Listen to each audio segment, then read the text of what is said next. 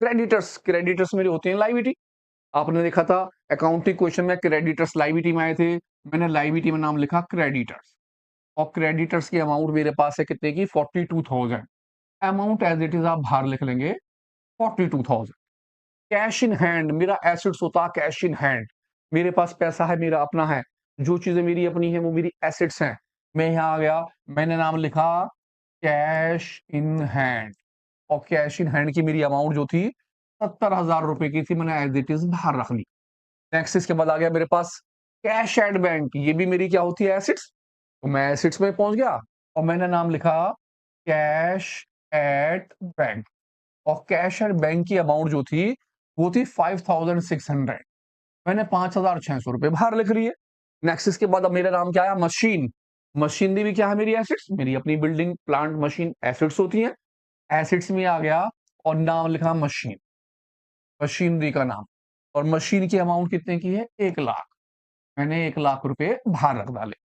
Next इसके बाद आ गया फर्नीचर, अरे भैया ये भी एसिड्स ही है फर्नीचर, इसे भी मैंने एसिड्स में ले लिया। आपने पीछे देखा फर्नीचर, हमने नाम लिखा फर्नीचर।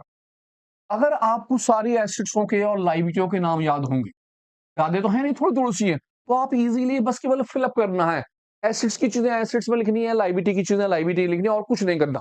जैसे कि प्रॉफिट एंड लॉस, अब प्रॉफिट लॉस हमारा क्या होता है, आपने देखा प्रॉफिट लॉस यहाँ आ रहा है नेट प्रॉफिट 16,600, मैंने लाइबिलिटी में लिख दिए 16,600 प्लस हो जाएंगे।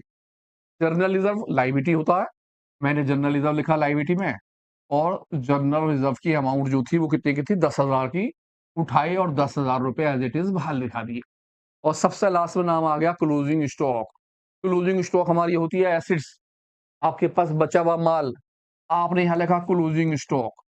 और जब मैं क्लोजिंग स्टॉक लिखूंगा तो आपके दिमाग में बात आएगी भैया क्लोजिंग स्टॉक तो हमने ट्रेडिंग अकाउंट में भी लिखा था, जी हाँ बिल्कुल लिखा था, आपने ट्रेडिंग अकाउंट की क्रेडिट साइड में यानी बाय में लिखा था सबसे लास्ट में क्लोजिंग स्टॉक, और आप यहाँ पर भी क्लोजिंग स्टॉक लिख रहे हैं। तो आप ध्यान रखें केवल क्लोजिंग स्टॉक ही एक ऐसी चीज है जो 2 बार आता है, तो उसकी वजह ये होती है कि ये ट्रायल बैलेंस से अलग होता है। ट्रायल बैलेंस में जितनी भी आइटम होती हैं वो सब एक जगह दिखाई जाती हैं, अगर ट्रायल बैलेंस से अलग कोई चीज होती है तो वो 2 जगह जाती है, एडजस्टमेंट होती है एक तरह की वो।